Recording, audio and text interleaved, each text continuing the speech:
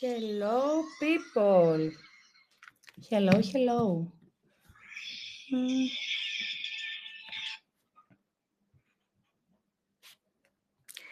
Hello. Welcome back to another.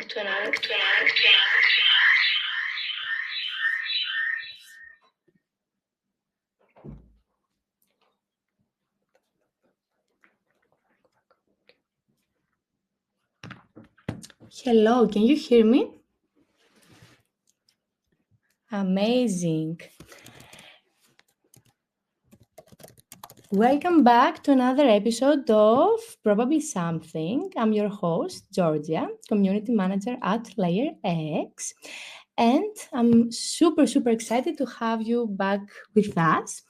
So this podcast is all about growth, innovation, and of course, exploring diverse perspectives from some of the leading voices and projects out there.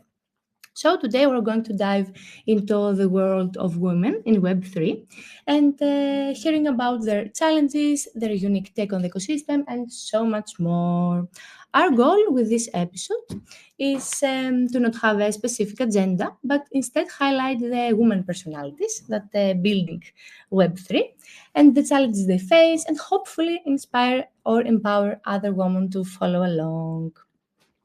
So, before we start with our amazing guests, allow me to tell you what we do at LayerX. So, LayerX is a builder hub that connects developers and organizations through hackathons on the TechEye platform and task-based work at BPro. So, I would like to give the mic to Natalia, as I think our audience would love to hear some things about you and your role in your projects. So, Natalia, feel free to go first. Awesome. Hi, everyone. I'm Natalia. I am a marketing manager at Scroll, and I'm very glad to be here today among all of you. So thank you so much for having me.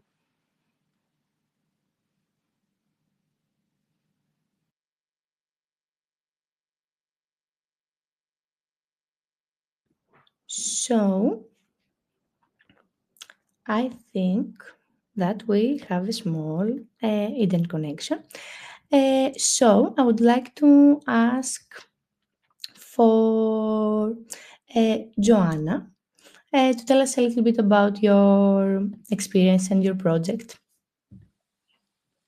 Okay, hey GM. Hi everyone. Hi Georgia. Thanks for the invitation and thanks LayerX for this invitation. So my name is Joana. I'm working on the Algorand Foundation for almost 2 years now. I'm leading all the gaming and NFT strategies over there. And this goes from, all the tools and building the ecosystem as well as for the creators. I'm in the crypto space since 2017, I think. I was very passionate about like the ethos of the blockchain and the Web3, what this brings to this world. And I've been working around arts and technology for a long time now. So in 2021, 2020, I think, yeah, when I heard about NFTs for the first time, it was clear to me that it was going to change the way how arts and technology merge. And it was going to bring a lot of space for underrepresented communities, not only women per se, in this space. So I actually started my NFT journey through a lot of woman-led communities like Boss Beauties, World of Women, and I've met fantastic women in this space. So I'm very passionate about this topic, and I'm very pleased to be invited to be with you all today to talk about this. That's amazing. Thank you a lot. So, what about you, Ines? How did you tell us some things about yourself, your role, your projects? Hi everyone. Well, that's a tall order. Well, first of all, I would like to say hello to everyone. I hear some Portuguese names in this panel, so I'm very happy. I feel home. Yeah, I started in Web3. I entered in 2021 to a company that was actually teaching women how to invest in crypto. So it was very, very near to what SheFi does. And at the same time, I got into SheFi as well. And I've been working with SheFi as a core member team in several projects. Now I am a guiding light, which is the name that people give that SheFi chose to have their. I'm cohort 3, so I'm one of the OGs from SheFi, to give the ones that mentor younger SheFiers. I have been working in several roles. I have been jumping around a bit because that's my nature. I'm a generalist, so I've been working in security, I've been working in governance, and I've been working in education. And yeah, and I'm starting now my own project, which is going to be part Web3, part outside of Web3, but we can talk about that a little bit later, maybe. And I'm really, really happy to be here with you. Amazing, thank you. And of course, Lavender, what about you? Yes, thank you so much, Gogo, and thank you for inviting me to this awesome space and just to talk about everything Web3, everything being a woman in Web3. So yeah, my name is Lavender, and I am originally from Kenya, Nairobi, but currently I'm here in Thailand attending DAO so we're here in Chiang Mai, just participating in the pop-up cities with one of the women residencies for H.E.R. And yeah, so basically, also me, like how I got started with Web3, it was just like I could remember vividly. I was very confused when I was joining Web3 because I couldn't understand all the jargons and stuff. So I joined Web3 as a blog contributor in H.E.R. And so I contributed to writing blogs just because I wanted to understand, the concept and what is going on. And yeah, fast forward, I became a co-contributor at at H.E.R, and I started contributing to H.E.R Kenya as an operations steward, just overseeing operations, organizing events, technical workshops, non-technical workshops, and it has been amazing to see how many women in the Kenyan blockchain ecosystem are onboarding to Web3 and just being so eager to want to learn, eager to want to know more. And yeah, so to me, it creates a lot of happiness in my heart because I feel like that's like a great impact, just being able to onboard women and onboarding them and them finding their true, building their skills and just contributing as well and finding themselves in the Web3 ecosystem. That's really amazing to see. And yeah. Perfect. And I have to say that I'm really happy that we have projects together with us, like SheFi and H.E.R DAO, because they're also contributing in the women in Web3 ecosystem. So amazing. So I would like to ask you a little bit about your journey. Like, what led you to blockchain and Web3? Was there a particular moment, maybe, or experience that, I don't know, maybe you realized this is where you wanted to build your career? Lavender, let us know. Yeah, I mean, so how I ended up joining the Web3 space, to me, it's more of I it was more like a trial and error because like 3 years ago I was done with uni, and so I was just applying for jobs in Kenya because I have like a bachelor's in economics, and so I was looking for economist jobs, and all I could get was like contract jobs. So and it was not giving me the satisfaction. I couldn't feel like I was growing because it was more like the best I could get was like a contract or an internship, and that was it. And I was like so frustrated for a minute. And so I remember I started off in Web3 as a volunteer. So there was this event happening. It was called It's Safari in Nairobi in Kenya. So I volunteered to It's Safari and Polka Safari as well. And I just wanted to understand how all this is happening and what is a hackathon. It was my first time, hearing about hackathons, yeah, somehow. And so, yeah, that's how I started off. And then I volunteered in organizing events, putting together, and then I realized it's something that I was actually, excited to do. So I ended up just, dipping my feet deeper into the waters. And yeah, so here I am. I volunteer as well. I'm also volunteering at DevCon. Looks like volunteering is like a perfect way to go about it anyway so far.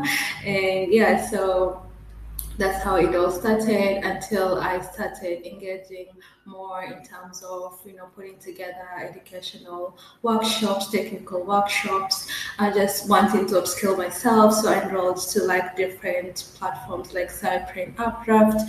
I also like enrolled to different developer cohorts where I could learn Solidity, and now I'm exploring the Stacknet ecosystem, building on H.E.R, and so I'm just exploring Stacklink and only that, just contributing open source. And yeah, so far it has been an amazing journey. I can say that personally I totally relate to this because my first real Web3 experience was in DevCon 6 in Bogota in 2022. And also at that time, a crypto savvy friend asked me, like, want to come to Colombia for a crypto conference? And of course I said yes.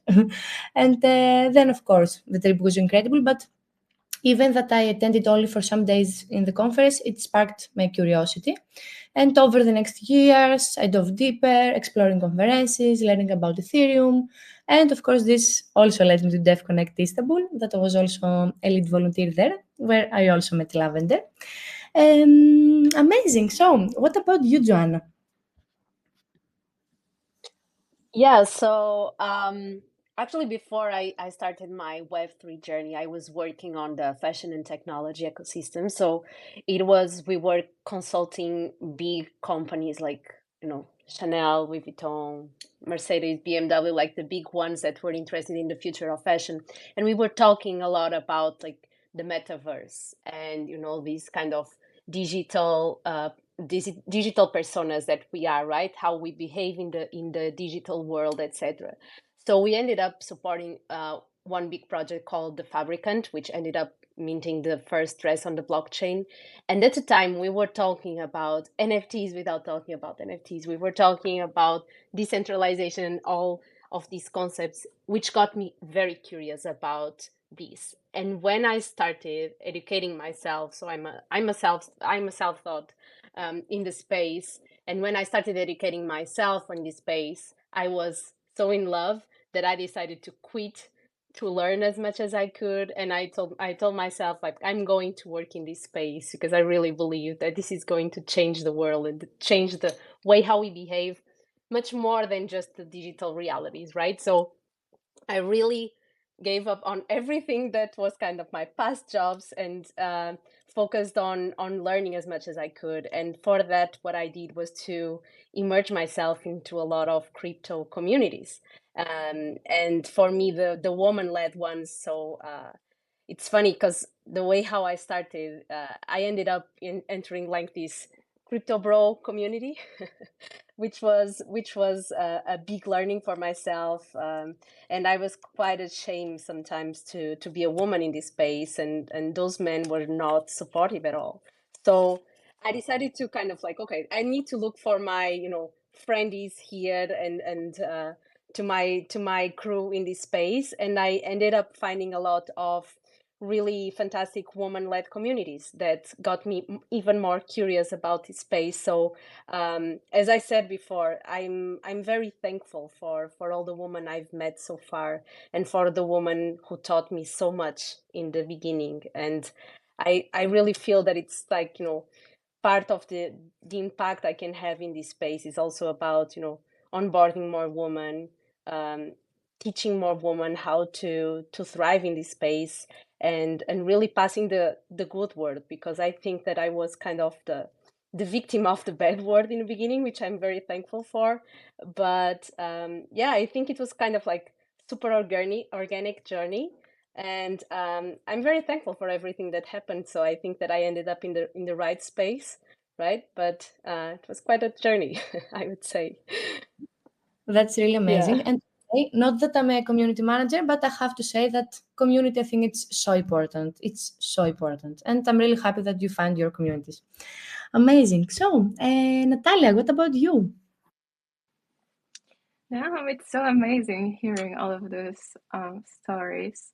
I can tell you that the way I got into Web3 is pretty funny to me because it was very accidental. So what happened is around end of 2020, I came across Dogecoin, and I literally thought it was just another online scam.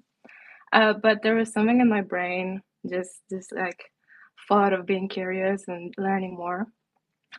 So after I saw, I don't remember if it was a meme or just a random post, I started reading more about the technology. I think the next thing I did was read some like online forums that led me to the Ethereum white paper. And that really opened my eyes just into like how much potential there is in the space and in the tech. And as I was learning more, I came across some data analyst bounties that Flipside was doing at a time. And that's pretty much how it all began for me. So I was doing those different data bounties, different data dashboards that were basically allowing me to learn about different chains, different protocols, just understanding how everything is working. And then that basically made me realize that this is the space I want to be in. There's so much to learn, there's so much going on. I love the initial community I was in. I thought that was very encouraging to learn more, and also, um, it was very rewarding to just have different dashboards every week, basically, just like constantly something new to learn about. And then about a year later, I realized that maybe data analysis in the space is not creative enough for me personally. So that's why I pivoted into marketing. And right now, I am leading our ecosystem marketing at Scroll. And it's really fun to just be around so many projects, seeing how we can empower them, seeing how we can help them grow. And it's just, amazing to be surrounded with like-minded people. I think that community, I completely agree. It's so important to be surrounded with people who are open and who are encouraging you to learn more and to, not stop going, basically. But yeah, to answer your question, I think it's funny when I look back at the past 4 years. And, if it wasn't for Dogecoin, I probably wouldn't be here today. So I think the universe always has a plan for where you're meant to end up, and I'm very excited to be here today and to be in the space. Perfect. I'm also really happy that you joined this space. And perfect. Last but not least, Inês. Well, these are inspiring stories. I just wanted to put that out there, and it was really wonderful listening to them. My route is well, it starts very early because I'm not going to go through my life, but I've studied many different things. I'm what some people call a scanner. I've studied physics, I've studied languages, I've studied politics, and a couple more things. And this means that I am not very easy to fit in any normal corporate, the regular world. And it has always been a struggle for me to find roles where that comprise so many facets. And this is the reason why I've been working in, or until Web3, I worked in many different roles and industries. Web3 happened by chance, more or less. I have a friend who had been telling me for 2 years that I needed to jump into Web3. You have to come, you have to come, you have to come. And I kept telling her, no, look, I'm trying to gain some stability. I'm tired of this constant jumping around from this to there. And I also had my first child, and I was going, for what the world tells you that you should do. Look for stability, look for your niche, and stay there.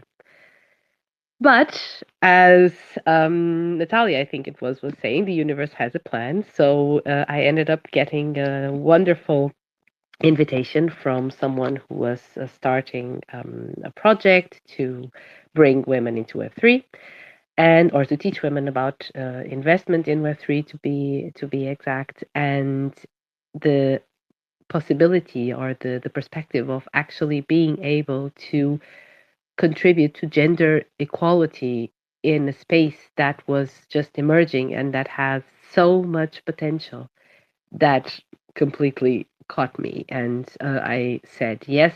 I jumped head down on it and I went through the rabbit hole. Um, if I stayed in Web3, it has to do with several things. Well, first, it is really a space where I can bring in all my skills, which is very rare. It has also a very interesting, it's the distance between the technical, the non-technical, and human behavior is very small. So everything is very, very near. And I started teaching women how to invest. So the human behavior was a huge part of it, and security behavior and so on. And I love this interplay between these things, this core things of being a person, being human. And this is why I ended up staying in Web3. And now I'm starting where I am now. I'm starting my own mentorship project, which is not it's not inspired. Well, it is a little bit inspired in my role in SheFi for high potential people and scanners like me in Web3, but also outside of Web3. And I'm on the second phase of testing now. So let's see. Looking for test subjects. If there is someone out there who's willing to try, give me shoot me a DM, and that's it. Amazing. Good luck in that. I'm really happy about this. So, I would like to ask you, Joanna, did you face any challenges or hurdles as a woman getting into Web3? And if there were any challenges, how did you overcome them? Yeah, sure. Let me just congratulate Inês to be brave enough to be a misfit. I think that we are all misfits, right? To be in this space.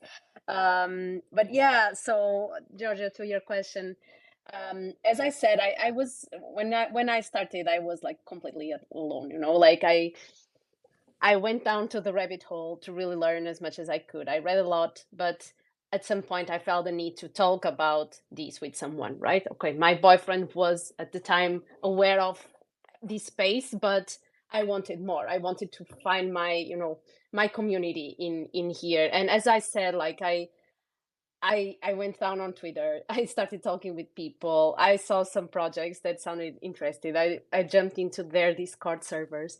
I started making some friends.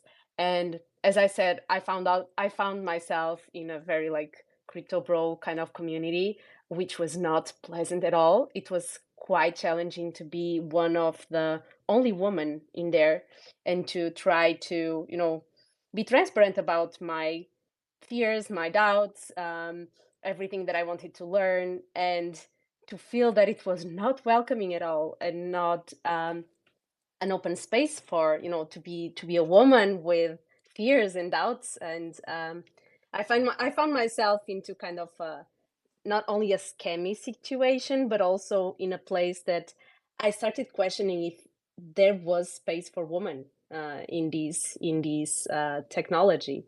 And then I decided to not give up and to really find like, okay, there must have been, other women that faced exactly what I've done or what I'm facing right now. Let me find where they are.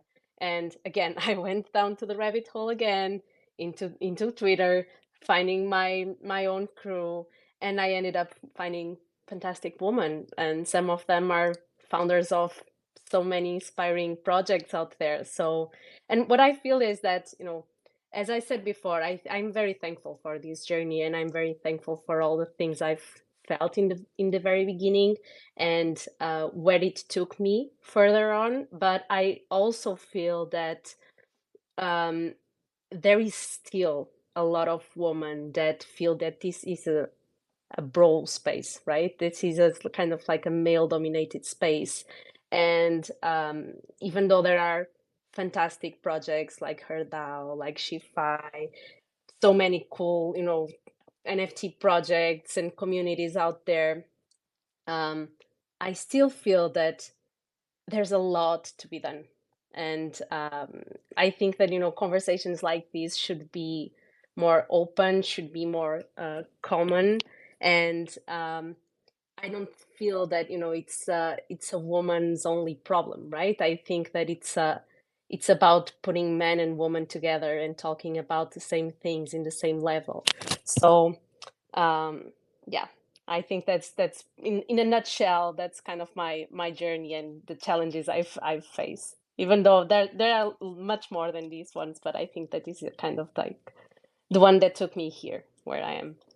Yeah, and I think that you described it in such a beautiful way, to be honest. And also from my perspective, okay, I went to the conferences, I read, I searched, all the things that I should do.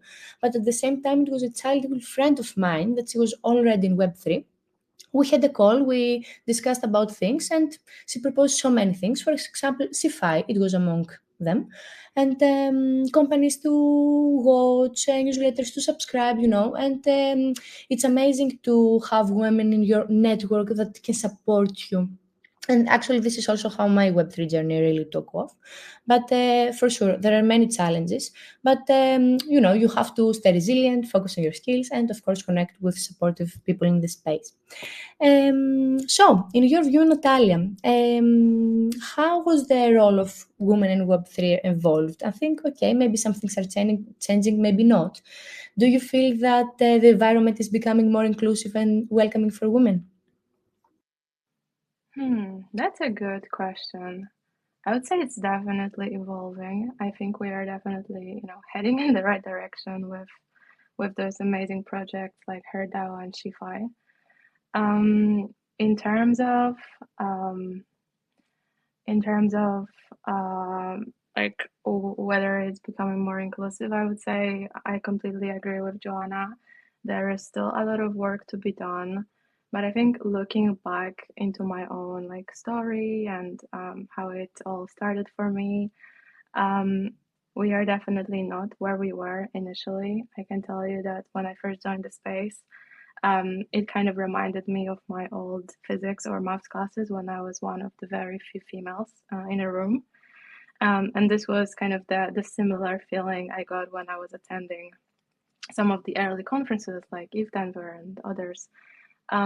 So right now, like even earlier this year, there is definitely more females, and I think the level of conversations are just so much higher than they were a few years ago.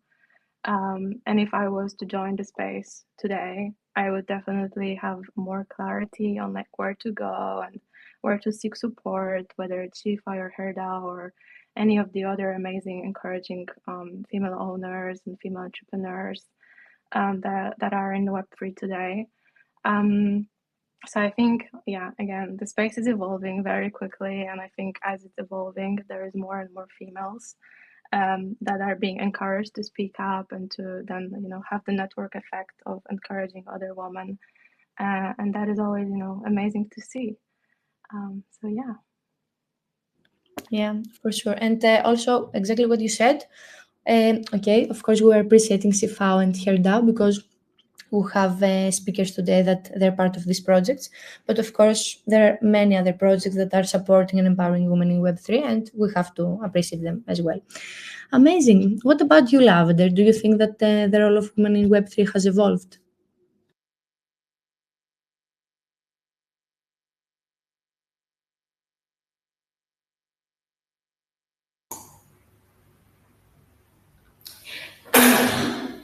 Sorry, can you? Okay, maybe you need some time, no worries. So, I think that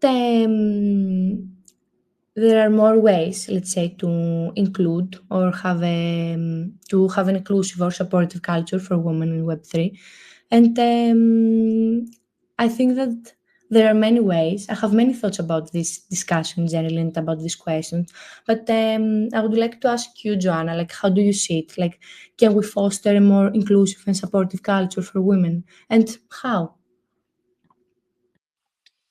Yeah, I mean, of course, yes.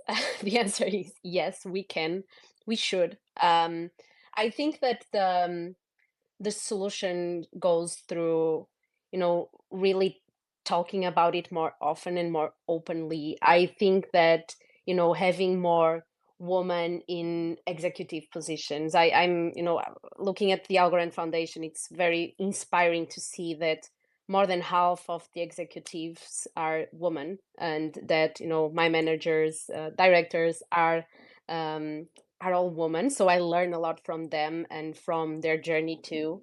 But, it's very hard that, during my day-to-day life, I work a lot with executives on other companies, etc., and a lot of them are men. That's absolutely fine. I mean, I don't feel that pressure or that kind of split in behaviors when talking with men about things in my day-to-day life. That's the reality. I don't feel it. But what I feel is that whenever I talk with my friends, for instance, about Web3, about the possibilities, about what I do, I still feel that when I'm talking, there's this kind of male vibe, like it feels like I'm the man in this table talking with women. And that's not cool, right? I think there's still this kind of like vision of the Web3 space being between kind of a Ponzi or a male dominated industry, that somehow we've built it this way. And whenever I'm trying to talk and to onboard more women in this space, in one side, it's like really cool to onboard women that are already curious about this. But when you're trying to inspire more women to understand about like, hey, this is happening right now, right? Like this is touching our day-to-day lives without us knowing. I really believe that all of us will, own an NFT without knowing that we will own an NFT in the future. I really believe in decentralized identity solutions, etc. But it is very hard when you talk with people that are not into this space yet, or are not Web3 curious, without kind of being the man in the room. You know what I mean? It's like, it's very, very hard because it feels like it's such a male dominated industry that sometimes when you're talking about this, you kind of need to adopt their behavior.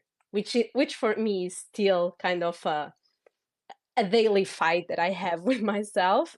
It's like, how can we bring the woman vibes and the woman, the everything that surrounds kind of the woman energy into this space?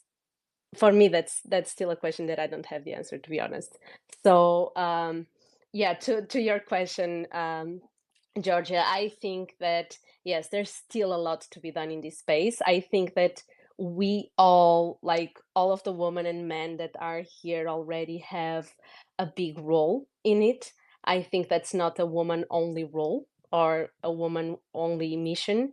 I think it's more about, like, if we really want to evolve this space and to bring the adoption to it, because I think that, as I said earlier, like, we are all kind of misfits because we are here, and some of us were here soon enough to see so many crazy things happening, right? But if we really want to evolve and bring the adoption to this technology, we need to break these barriers that still exist. So yeah, that's a very vague answer, I would say.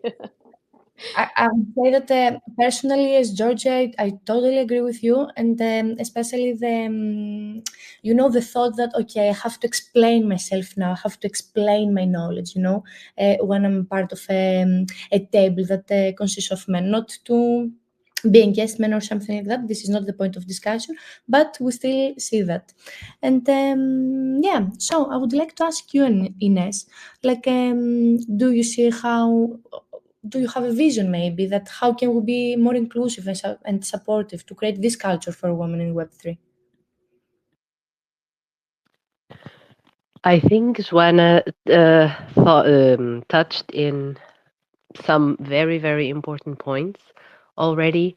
What I think that we should be taking a very good look at is at the foundations.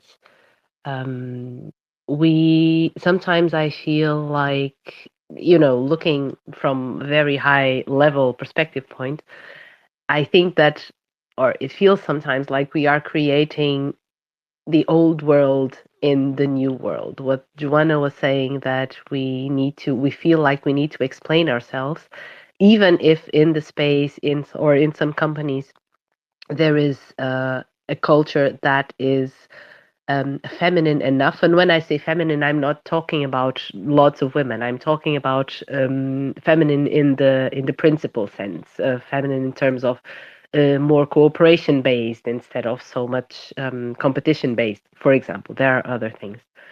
Um, and I think that if we can start changing the culture of Web3, not to be about men or women, because that's a little bit of a reductionist view of things, in my opinion. Yeah, it's a problem. It's a fact. But what is behind that? And behind that is this: is it competition or is it cooperation? We are not big enough. Web3 is not big enough to, in my opinion, to be stronger through competition than it is through cooperation, or that it can be through cooperation. So if we take a look at the culture and go at inclusivity by going really at inclusivity, thinking about people in other geographical regions.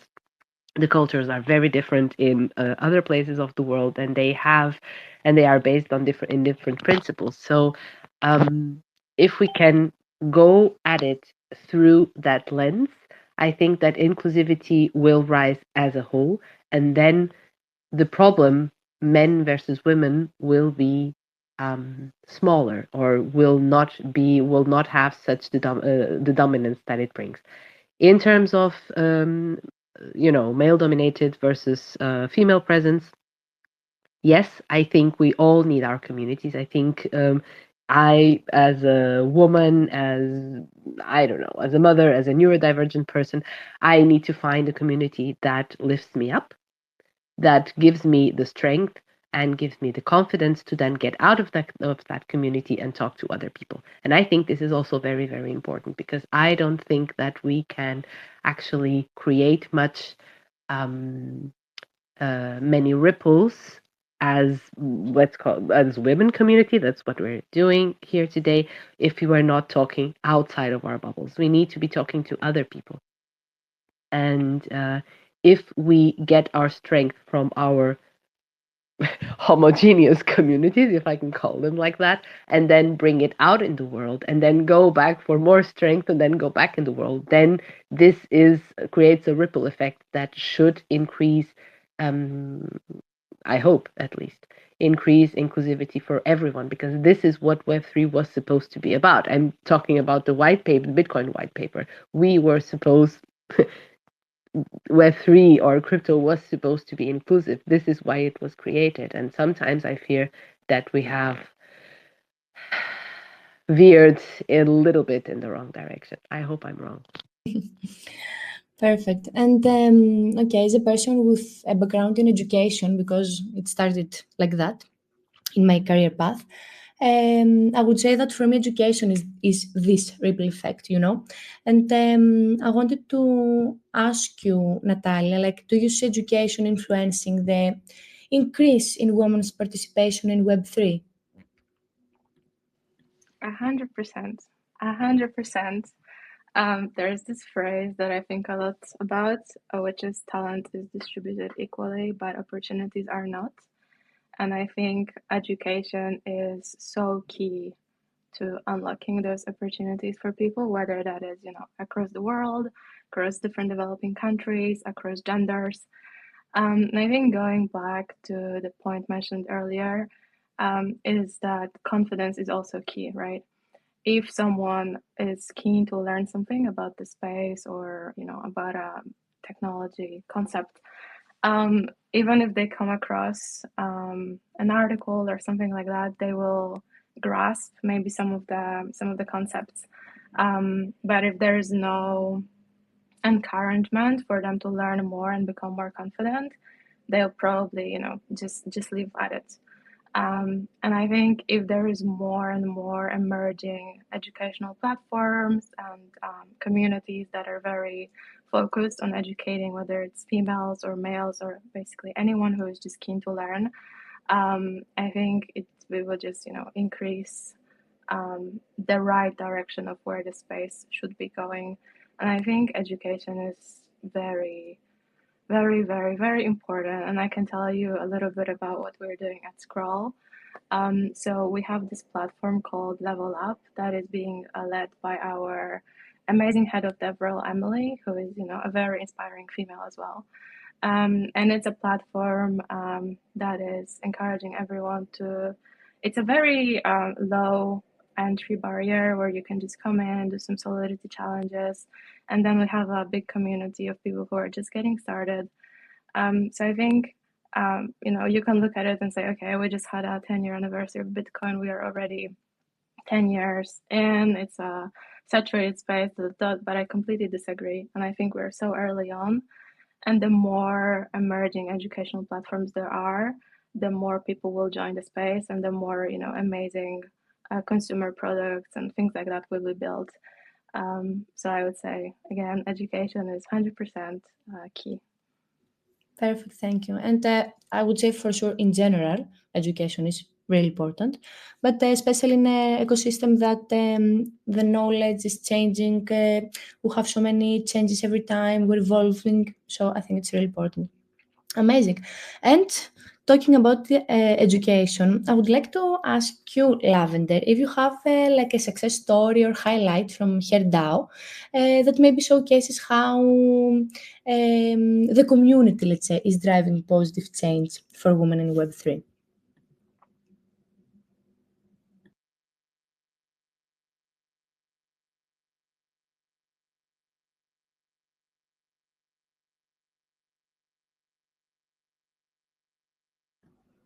Okay, I can give some minutes. So, Ines, what about you? What about SheFi? SheFi actually has a wonderful thing on the newsletter for members, which is a little section called what. Oh, I can't remember the right name, or the exact name, but it's celebrating achievements from SheFiers, and that includes when they are placed in specific roles, because SheFi also has a kind of, it's a little bit of a matchmaking people jobs project. And we get this newsletter regularly, and I always jump to that section first because it's so amazing to see how many women are getting into SheFi, and many of them, they have no idea whatsoever what is Web3. I mean, they know that there is something out there, but they don't know the basics. They don't know the space. They don't know. It's their first community very often, SheFi. And they do the cohort, they do the program, and they get a job in the space. And often these are leadership roles, because thank God leadership is changing a little bit. And we're getting a little bit more distance from this, dictatorship led leadership, I hope. And they are being placed, and these are the women who will be able to change culture and to change the space, and this is needed. And there are so many success stories like this. There are others. There are people who meet through SheFi, who go to hackathons, who make projects, but this little beacon of light in the newsletter is really heartwarming. Yeah, for sure. And actually, I had a friend of mine that she was highlighted there because she found a job. And, it's so amazing to create a culture that we recognize the people around us, right? And I think it's really important. Amazing. Now, I would like to ask you, Joanna, how do you see blockchain technology shaping industries outside of crypto, like art or social platforms or even governance?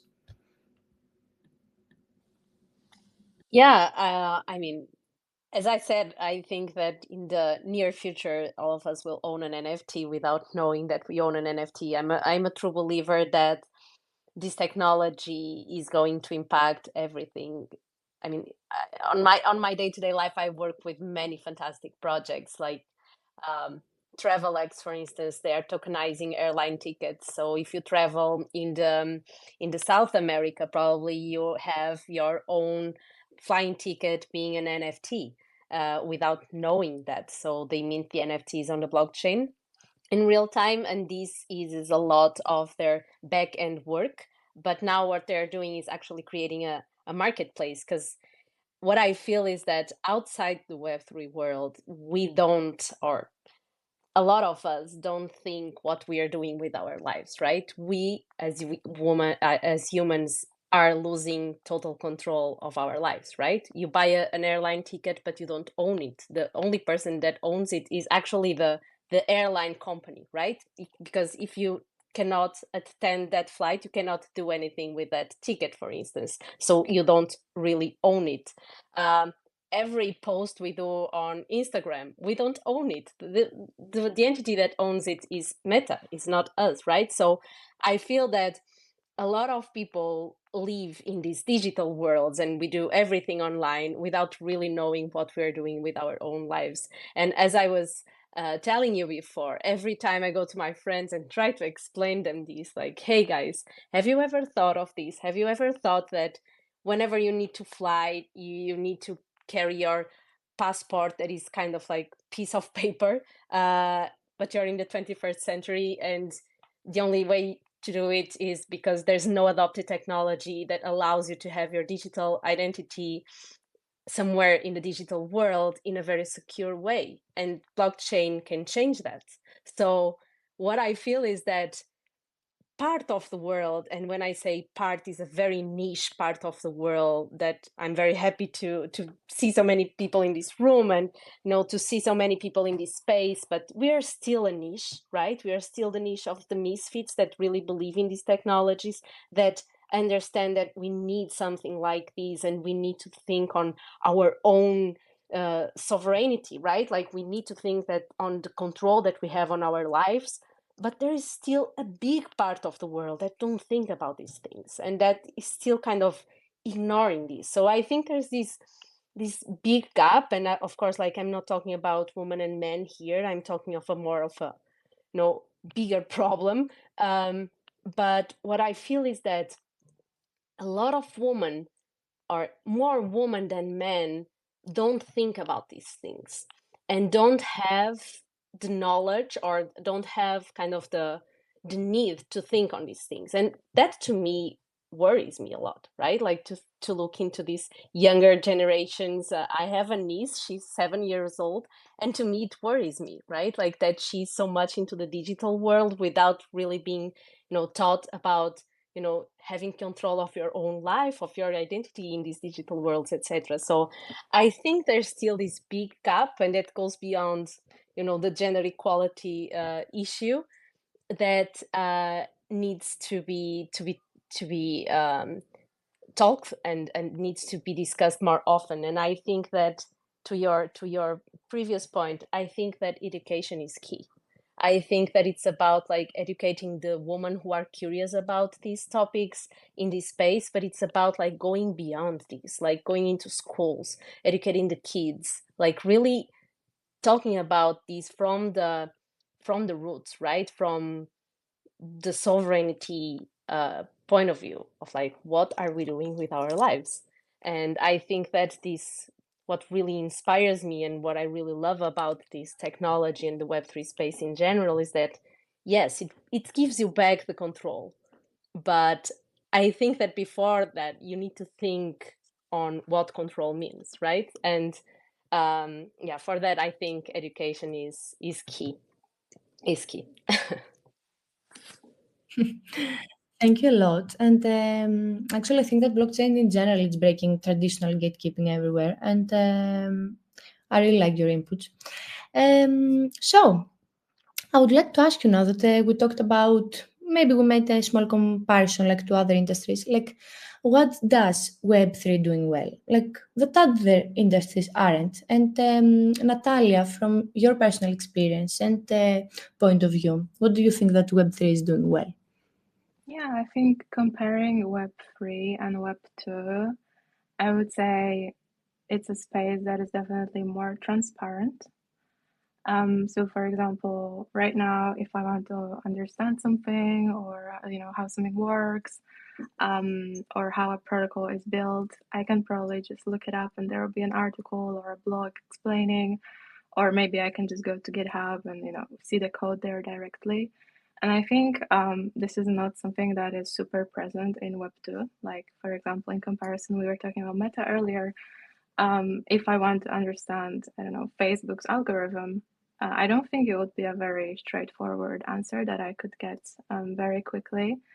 And I think if there was a similar product in Web3, like Forecaster, for example, let's say a social app, right? It's much easier to see what kind of algorithm they are using. I can go to their GitHub and just see basically directly.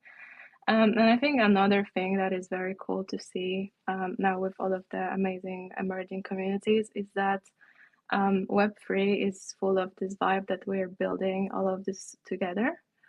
And I think there's so much amazing collaboration happening and just people encouraging each other.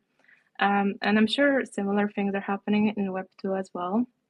But it's definitely happening at a faster rate in Web3. So that's really exciting. And to give you another example, even yesterday, we had this X space on Ethereum Interop. And the space was joined by Vitalik, by people from, leaders from Base, from Optimism, from Arbitrum, from Scroll. And initially you would think like, wait, aren't all of the L2s just competing against each other? And the answer from the space was, no, we are all here for one goal, to scale Ethereum, to make crypto accessible to anywhere in the world, wherever you are, no matter what kind of job, what kind of background, what gender you are, we are here building towards the same goal. And like in Web2, I don't think you would have very similar conversations, right? You just have those massive competitors trying to get your attention, trying to get you to stay on TikTok or you to stay on Facebook, or basically get you addicted to their own algorithm, right? And I don't think I'm very glad that I think Web3 is more collaborative than that. Yeah, that's actually amazing, and I will totally agree with you about inclusivity and transparency. And I will personally add one more word, the culture that, of course, we are shaping. But yes, I would say culture in every aspect of the industry, to be honest. So, last but not least, I would like to ask you if you have any advice for women looking to dive into Web3 or even start their own projects. So, Ines? My advice, we've talked about this already. It's basically taking examples. Is to first find your crowd, the one that lifts you up, the one that really stands by you, where you can get your strength, where you can get your confidence, to then go out into the world and do stuff. Then the second thing is to go at things with a strategy, because if you're starting to learn or if you're going for your own project, one thing that I see happening often, and this is actually normal because Web3 is so vast in a way. There are so many things happening and there are so many options and everything is new. So it is easy to lose a little bit sight of where you want to go because everything seems fun and interesting. So find out where you want to go, where the next step is that you want to be, the next place is where you want to be, and design a strategy to get there. If that path is going to change after you get there, you decide, oh, I'm going to go in a different direction, that is fine. Then you'll make a second strategy to get there. But going at things without a strategy here, I think that it's better to have one. And for that, just use as much info as you can, use as many opinions of others. Well, not completely ridiculous opinions, you know what I mean. But just, use information to design that strategy. And then my third point is when you've done that, just ignore everything else and just go after your dreams. Use that strategy. Don't give a damn about other people's opinions, especially if they're pulling you down. Just go after your dreams.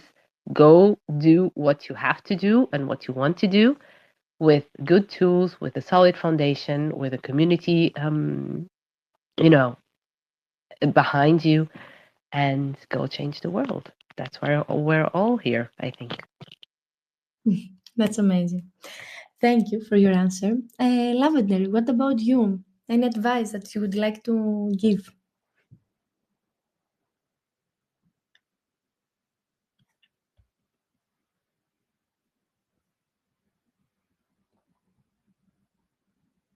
Okay, I think Lavender has an internet connection, but it's okay. We can continue with Joanna's advice for women in Web3 that are interested to dive in.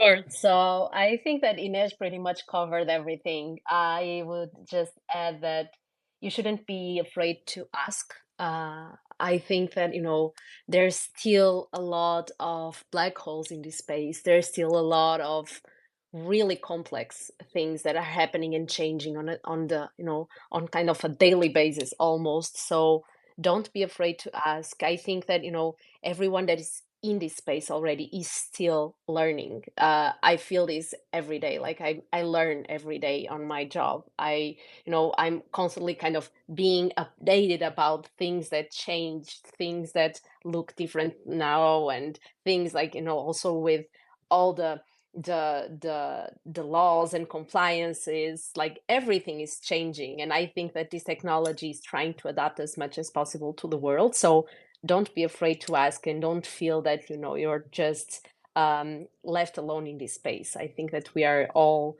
very open because we are all learning together.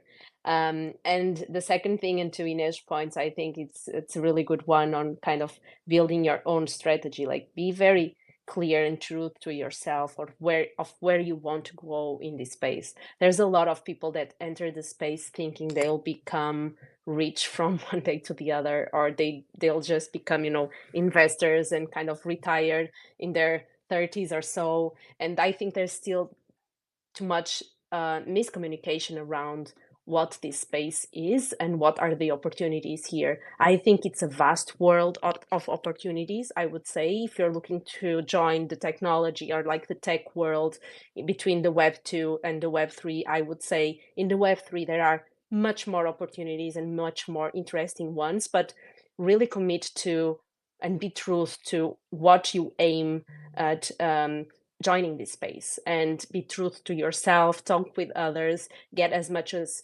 feedback as possible, because I think there's still too much miscommunication out there of what you can really get inside the space and the opportunities that arise from here. So yeah, I would just wrap up with these two details. Yeah, amazing. Natalia, what about you? I think pretty much everything was covered. But I would say personal advice is to just get started, and it's okay to not understand everything. Initially, I think when I joined the space, I was very overwhelmed with how much there is going on, how much technology there is to be understood, and that's completely okay. When you join, you don't have to grasp all of the things. I'd say find your community, find people who will be your, guiding light. And then you never know where you end up, and maybe one day you'll be the person, inspiring and encouraging others. So it's okay to start from zero and just build slowly and go towards your dreams. Yeah, for sure. I totally relate with that. Lavender, last but not least.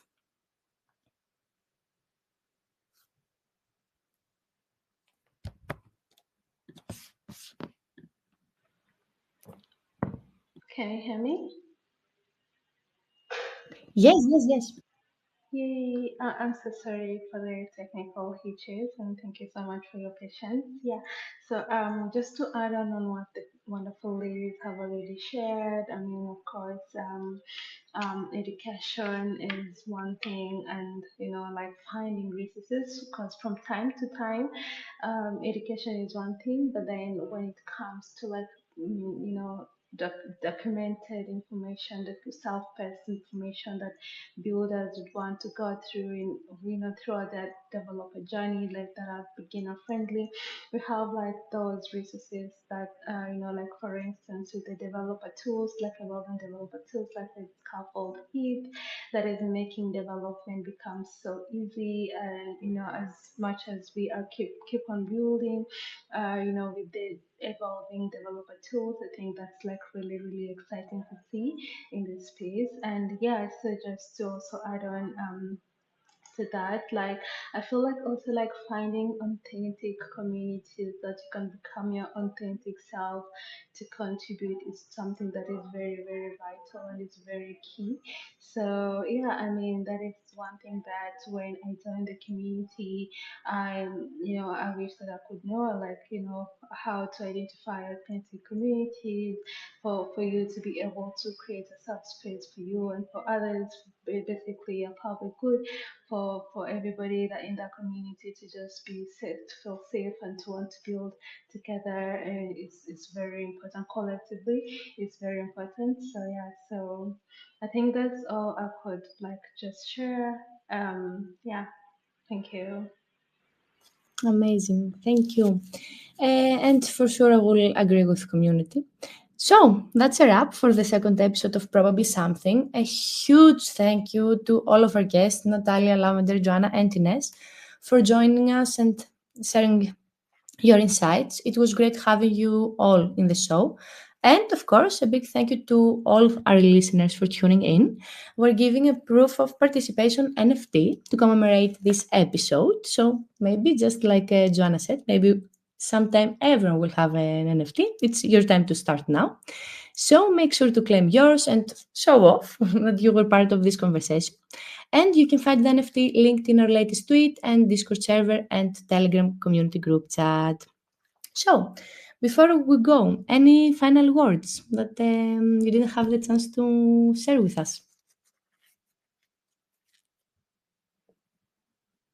Amazing. I will take this as a no. Thanks again for listening, and we'll catch you up in the next episode of Probably Something. Until then, stay curious and keep building. Thank you, everyone.